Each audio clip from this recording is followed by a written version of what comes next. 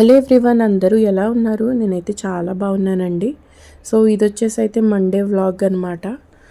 నేనైతే మార్నింగే బట్టలన్నీ మిషన్లో వేసుకున్నాక అవన్నీ మిషన్లో బట్టలు వాష్ చేశాను.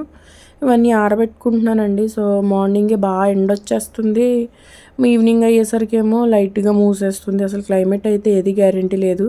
కానీ ఎలా అయితే ఈసారి చెన్నైలో వర్షాలు చాలా తక్కువ ఉన్నాయి. సో ఈరోజే విన్నాను అనమాట, వర్షాలు లేకపోవడం వల్ల మరి ఏమో తెలియదు కానీ వాటర్ ప్రాబ్లం అయితే వస్తుంది అనేసి అన్నారు. సో వస్తుంది అంట. ఎప్పుడో కరోనా టైంలో అయితే ఒకసారి వచ్చిందంట, మళ్ళీ ఈసారి కూడా వస్తుంది అనేసి అంటున్నారు. సో అదైతే నాకు తెలియదండి, ఎందుకంటే ఇప్పటి వరకు నాకైతే ఇక్కడ ఎక్కడ వాటర్ ప్రాబ్లం అయితే వచ్చింది లేదు. సో మేము ఇది కొత్త అపార్ట్మెంట్ కాబట్టి నాకు కూడా ఎప్పుడు అయితే ఇక్కడ వాటర్ ప్రాబ్లం అయితే వచ్చింది లేదు. సో ఇక్కడైతే నేను గిన్నెలు అవి వాష్ చేసుకుంటున్నాను, ఎందుకంటే మా పని మనిషి 2 days హాలిడేస్ పెట్టింది. సో నాకైతే పని తప్పకుండా ఎక్కువే ఉంటుంది. సో నేను గిన్నెలు అవి నేనే కడుక్కోవాలి కాబట్టి నేను కడిగేసుకుంటున్నాను ఇక్కడ. సో వాటర్ గురించి మాట్లాడుకుంటున్నాం కదా. యాక్చువల్గా నేను చెన్నై వచ్చిన కొత్తలో ఒకసారి ఇక్కడ చాలా పెద్ద తుఫాన్ వచ్చిందండి. సో ఆ తుఫాన్ వల్ల మాకైతే 1 week కరెంట్ లేదు. సో వాటర్ కూడా ఆపేశారనమాట, ఎందుకంటే అపార్ట్మెంట్స్ కదా అవన్నీ. మేము అప్పుడు రెంటెడ్ హౌస్లో ఉండేవాళ్ళము.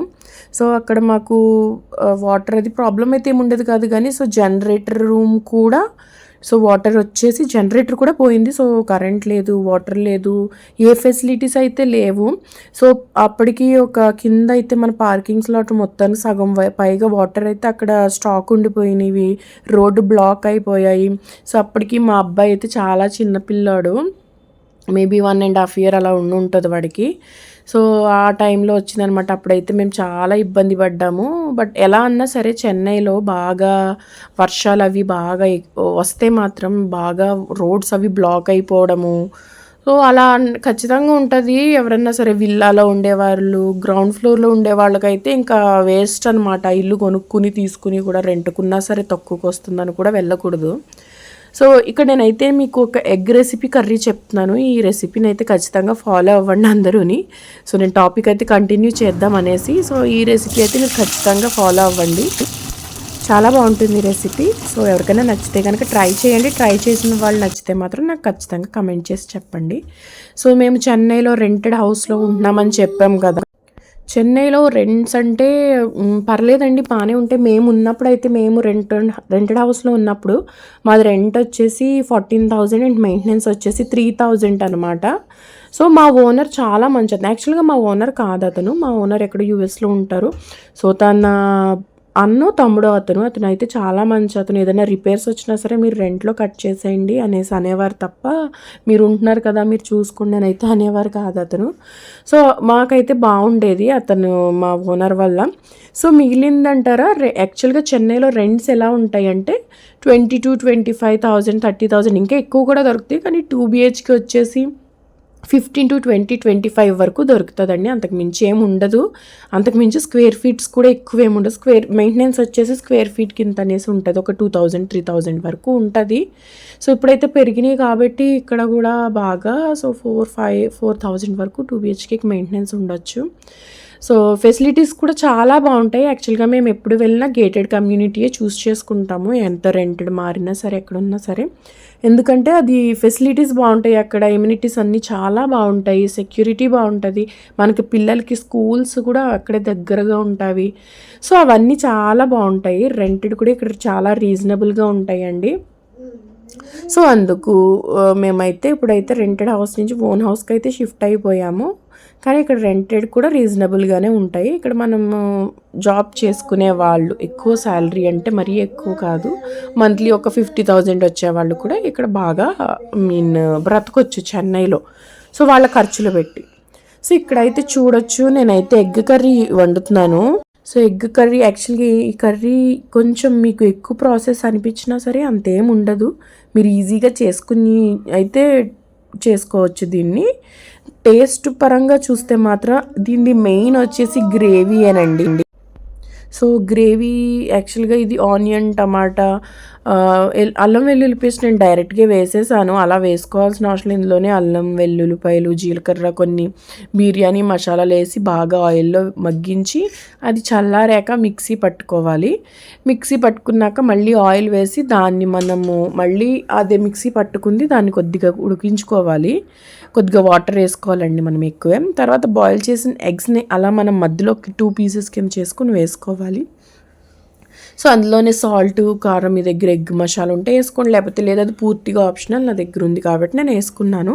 సో టేస్ట్ పరంగా అయితే ఈ ఎగ్ కర్రీ చాలా బాగుంటుంది. సో నేను లాస్ట్లో అయితే 2 టేబుల్ స్పూన్ నెయ్యి యాడ్ చేసుకుంటున్నాను. లాస్ట్లో ఖచ్చితంగా యాడ్ చేసుకుండేలా ప్రతిదానికి కొత్తిమీర అన్నది ఎలా బాగా కంపల్సరీ అన్న ఉంటుందో సో నెయ్యి కూడా దీనికి అలా యాడ్ చేసుకుంటే బాగుంటుంది. ఇక్కడైతే రైస్ కూడా నేను కుక్కర్లోనే పెట్టేసుకున్నాను అనమాట. సో ఇది మా లంచ్ ఈరోజుది. సో ఇక్కడ మా హస్బెండ్ ఏదో చిన్న పని చెప్తుంటే హాస్పిటల్ ఫైల్స్ అయ్యి ఫోటో తీసి పెట్టమంటే చేశాను. అది అయిపోయాక నేను మా హస్బెండ్ అయితే లంచ్ చేసేసాము. సో కర్రీ అయితే చాలా టేస్టీగా ఉందండి. ఇందులో ఎగ్ జస్ట్ ఏదో మనకి సైడ్ డిష్లా తప్ప ఆప్షనల్ తప్ప గ్రేవీ అయితే చాలా బాగుంటుంది. సో లంచ్ అయితే అయిపోయింది. ఇక్కడ నేను యాక్చువల్గా ఫేస్కి మాస్క్ ఒకటి ట్యాన్ది ఆర్డర్ పెట్టుకున్నాను. సో మీరు చూడొచ్చు, యాక్చువల్గా ఇది నేను యూజ్ చేస్తాను, బయోటిక్ వాడిది అనమాట. చాలా బాగుంటుంది. నాకైతే నా ఫేస్కి అయితే చాలా బాగా సెట్ అయ్యింది. సో ఎవరికన్నా కావాలితే మాత్రం ఆర్డర్ పెట్టుకుని ఆన్లైన్లో దొరికేస్తుంది. సో వెజిటేబుల్స్ కానీ బయలుదేరాము, కానీ ఇక్కడ క్లైమేట్ చూడండి ఎంత బాగుందో. అంటే చల్లగా లేదు, ఎండగా లేదు, ఎంతసేపు అయినా సరే ఈ క్లైమేట్లో ఎంత పని అన్నా చేసుకోవచ్చు, అలా ఉందన్నమాట. మేబీ వర్షం పడుతుందేమో అనిపించింది, ఎందుకంటే కొద్దిసేపటికైతే బాగా ఉక్కపోసేసింది. మేము వెజిటేబుల్స్కి వెళ్ళాలి. ఎప్పుడు వెళ్ళే వెజిటేబుల్ షాప్కి కాకుండా వేరే వెజిటేబుల్ షాప్కి వెళ్ళాం. యాక్చువల్గా దీనికి కూడా మేము రెగ్యులర్గా వెళ్ళే వాళ్ళము. సో ఆ టైంలో ఏ టైంలో మనకి ఎటు వెళ్ళాలనిపిస్తే అటు వెళ్ళేవన్నమాట. సో వెజిటేబుల్స్ అన్నీ నేనైతే అలా కవర్లో పెట్టేసుకుంటానండి. ఇక్కడ కవర్స్ పెడతారు మనకి సైడ్న చెన్నైలోని చాలా వరకు. సో ఆ కవర్లో పెట్టేసుకుని నేనైతే ప్యాక్ చేసుకుంటా. నేను రాగానే అలా ఫ్రిడ్జ్లో పెట్టేసుకునేలాగా చిన్న వెజిటేబుల్ షాప్, కానీ ఈవినింగ్ వెళ్ళినా ఇక్కడ ఫ్రెష్గా దొరుకుతుంది అనమాట. సో అయితే వెజిటేబుల్స్ అయితే తీసుకుని మేమైతే ఇంటికి వచ్చేసాము. ఇంటికి వచ్చేసరికి అయితే ఇల్లు కొంచెం బాగా డస్ట్ అనిపించింది. సో రోబో కాదు ఎలాగో ఉన్నాను కదా నేను బాగానే అనేసి నేనైతే చేయితోనే తుడుచుకుంటున్నాను అనమాట. ఇల్లంతా బాగా తుడుచుకుని తడిగుడ్డది పెట్టుకుని నీట్గా అయితే చేసుకున్నాను అనమాట. మా హస్బెండ్ అయితే నీకు రోబో కొని వేస్ట్, ఎందుకు దాన్ని ఆన్ చేయట్లేదు చాలా రోజుల నుంచి అంటున్నారు. నేను యాక్చువల్గా ఆన్ చేస్తున్నాను మా హస్బెండ్ ఆఫీస్కి వెళ్ళినప్పుడు. సో మా హస్బెండ్ అది చూడట్లేదు, అందుకు నన్ను అలా అంటున్నారు అనమాట. మళ్ళీ నడువు నొప్పి కాళ్ళు సో ఏదో నొప్పి అంటాననేసి మా హస్బెండ్ భయం అనమాట. సో ఇక్కడైతే నేను మొత్తం ఇల్లంతా తుడుచుకున్నానండి. చేయితో తుడుచుకున్నంత సాటిస్ఫాక్షన్ నాకు రోబో, ఎందుకంటే రోబో తుడుస్తుంది, అది నేను తుడాను కదా, నాకు ఆ సాటిస్ఫాక్షన్ రాదు. సో నేనైతే ఇల్లంతా చాలా బాగా నీట్గా తుడిచేసుకున్నానండి. నాకు భలే ఇష్టం నా పనులు చేసుకోవడం, కానీ ఒక్కొక్కసారి నాకు బద్ధకం వచ్చినప్పుడే నేను రోబోని వదులుతాను అనమాట. సో మోపింగ్ కూడా నేనే పెట్టేసుకుందామని అయితే నేనే పెట్టేసుకున్నాను అనమాట. బట్ నాకు అనిపించింది మోపింగ్ నేను పెట్టినా ఎవరు పెట్టడం కన్నా రోబో పెడితే మాత్రం మోపింగ్ అనేది చాలా నీట్గా పడుతుంది. అంటే నాకు చిన్న చిన్న హెయిర్స్, చిన్న చిన్న డస్ట్ పార్టికల్స్ ఉంటాయి కదా, అవి నేను ఎంతలా లాగినా, చేయితో లాగినా కాలుతో లాగినా ఎక్కడో అక్కడ ఒకటి ఉండిపోతుంది. రోబో అలా కాదండి, చిన్న చిన్నవన్నీ ఏరుకుంటూ వెళ్తుంది. సో పెద్దవి ఏదన్నా అడ్డొస్తే కనుక సిగ్నల్ ఇస్తుంది, ఆగుతుంది, లేదా చుట్టూ తిరుక్కుని వెళ్తుంది. బట్ ఎలా అయినా సరే మోపింగ్ విషయంలోకి వచ్చేసి రోబో బాగా పెడుతుంది. సో నాకైతే మోపింగ్ వచ్చేసి రోబో బెస్ట్ అనిపించింది అనమాట. సో ఇక్కడైతే నా మోపింగ్ అయిపోయిందండి. మొత్తం ఇల్లంతా మోపింగ్ పెట్టేసుకున్నాను. సో కిచెన్ అయితే కొంచెం గట్టిగా పెట్టుకోవాలి, ఎందుకంటే తెలీదు నాకు కిచెన్లో ఎప్పుడు కింద ఏదో ఒకటి పడుతూనే ఉంటుంది. నేను వేస్తున్నానా దానికి అది పడుతుందో నాకు తెలీదు. నాకైతే అది పడుతుంది అన్న విషయం నాకు పడినప్పుడైతే తెలీదు. ఇలా మోపింగ్ అది పెట్టినప్పుడు లేదా నేను దాని మీద అడిగేసినప్పుడు నాకు తెలుస్తుంది. సో నాకైతే మోపింగ్ అయిపోయింది, ఇల్లంతా క్లీన్గా ఉన్నదండి. ఇది వచ్చేసి డిన్నర్లోకి నేను తొక్క పెసరపప్పు, పచ్చికందిపప్పు ఉంటుంది కదా, అవి రెండు కలిపి నేను జస్ట్ 1 అవర్ అయితే నానబెట్టుకున్నాను. సో దీనికైతే జస్ట్ 1 అవర్ నానబెడితే చాలండి. సో ఫస్ట్ అయితే నేను దాన్ని 2-3 పార్ట్స్ కింద డివైడ్ చేసుకుంటాను. సో ఫస్ట్ దాన్ని అయితే బాగా మెత్తగా పెట్టేస్తానండి మిక్సీ. సెకండ్ వచ్చేసి కచ్చాపచ్చాగా అంటే కొంచెం పొలుగులుగా పెట్టుకుంటాను. ఇంకొక గుప్పుడు అయితే పక్కన పెట్టుకుంటాను అనమాట. సో అందులో వేసుకోవడానికి దీనికోసం నేను ఆనియన్స్ అయితే కట్ చేసి పెట్టుకున్నాను. బట్ చట్నీ ఉండాలంటారు కదా మా హస్బెండ్, ఇక్కడైతే కొంచెం తమిళ్ స్టైల్లో నేను చట్నీ చేస్తున్నాను. ఏముండదండి, చాలా సింపుల్ అనమాట ఇది. ఒక 4 టమాటాస్, ఒక 5 ఎండుమిర్చి, వెల్లుల్లి, జీలకర్ర, కొద్దిగా చింతపండు, సాల్ట్, అంతేనండి. వాటర్ కూడా అవసరం లేదు, జస్ట్ మిక్సీ పట్టేసుకుంటే సరిపోతుంది. నేను అందులోకి పోపు వేసుకుంటున్నాను అనమాట. ఆవాలు, జీలకర్ర, కొద్దిగా మినప్పప్పు, ఇంకా కొద్దిగా కరివేపాకు వేసుకుని, సో పిండి అయితే ఇక్కడ అన్నీ కొత్తిమీర, ఆనియన్స్, సాల్ట్, జీలకర్ర వేసుకుని కలిపేసుకున్నాను. ఫస్ట్ చూస్తున్నాను, యాక్చువల్గా ఆయిల్ ఎక్కువ మరిగిపోయింది. సో అది ఆఫ్ చేసేసాను, స్టవ్ ఆఫ్ చేసి మళ్ళీ కొద్దిగా చల్లబడ్డాక మీడియం ఫ్లేమ్లో పెట్టుకుని ఇలా చిన్న బాల్స్లా చేసుకుని దాన్ని చూడండి అలాగా ఒత్తుకుని వేసుకోవాలన్నమాట.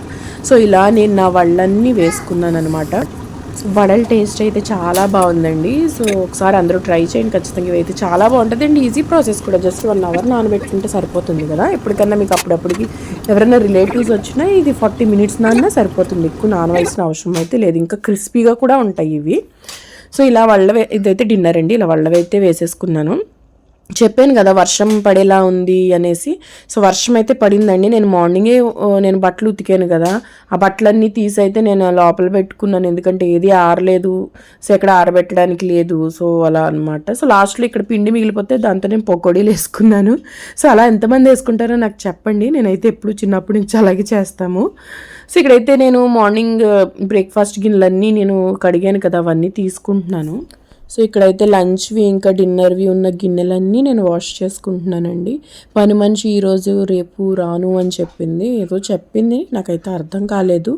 సో ఇక్కడైతే వెజిటేబుల్స్ అన్నీ నేను సర్దుకుని ఇక్కడ కరివేపాకు కూడా తీసుకుని ఫ్రిడ్జ్లో పెట్టేసుకున్నాను. ప్లాట్ఫామ్ కూడా నీట్గా కడిగేసుకున్నాను. అటు సైడ్ ప్లాట్ఫామ్ చూడండి ఎంత అలా అయిపోయిందో. సో దాన్ని కూడా నేను నీట్గా అన్నీ సర్దేసుకుని, సో నైట్కి అయితే రెడీ అవుతున్నాం పడుకోవడానికి. ఇవన్నీ సర్దేసుకుని నీట్గా పెట్టేసుకుంటున్నాను. సో నైట్ మాత్రం పడుకునేటప్పుడు కిచెన్ నీట్గా ఉంటే చాలండి, మార్నింగ్ లేచాక ఎంత హాయిగా అనిపిస్తుందో. నేనైతే సో ప్లాట్ఫామ్ అంతా నీట్గా తుడిచేసుకుని మొత్తం దాన్ని క్లీన్ చేసుకుని కింద కిచెన్ కూడా తుడిచేసుకుంటున్నాను ఒకసారి. యాక్చువల్గా ముందే కదా తుడిచి తడిగుడ్డ పెట్టుకున్నాను, చెప్పాను కదా ఏదో ఒకటి నా చేతితో పడతానే ఉంటుందని. సో నెక్స్ట్ అయితే పాలు కాసుకుంటున్నాను. నా దగ్గర చాలా పాలు ఉండిపోయినాయి, నేను చూసుకోలేదు, 4 గిన్నెలు పాలు ఉన్నాయి. సో ఫ్యాట్వన్నీ నేను అట్లా తొరకలు అవి తీసేసుకుని ఫ్యాట్వన్నీ కాచుకుని నేనైతే పెరుగు తోడేసేసుకున్నాను. మిగిలిన ఫ్యాట్లెస్ అయితే ఎంతో లేదు, 1 లీటర్ ఉన్నది. ఆ లీటర్ అయితే నేను ఫ్రిడ్జ్లో పెట్టుకున్నాను, రేపటికి పాలు అయితే ఆపేసుకున్నాను. సో ఈ పాలు గిన్నెలు అన్నీ కడిగేసుకుంటున్నానండి. సో మళ్ళీ రేపటికి ఎందుకు ఉంచుకోవడం అనేసి అయితే అన్నీ కడిగేసాను, నేను ఒక్క గిన్నె కూడా ఉంచుకుంటాను. సో నేను గిన్నెలన్నీ కడిగేసి అయితే ఫ్రెష్ అయిపోయి పడుకుందామని ఇంకా సో పని అన్నీ చేసేసుకున్నాక, ఎందుకంటే వర్షం పడింది కానీ చాలా ఉక్కపోతేస్తుంది ఇక్కడ. సో వర్షం ఎందుకు పడిందో అనిపిస్తుంది అనమాట, అలా ఉంది ఇక్కడ మొత్తం క్లైమేట్ వచ్చేసి. సో అందుకే నేను మొత్తం గిన్నెలన్నీ కడిగేసుకుని ఫ్రెష్ అయిపోయిన అయితే నేను పడుకున్నాను. సో ఇదండి ఈరోజు Monday vlog. Like, share, comment చేయండి. Thank you. సబ్స్క్రైబ్ చేసుకోకపోతే సబ్స్క్రైబ్ చేసుకోండి.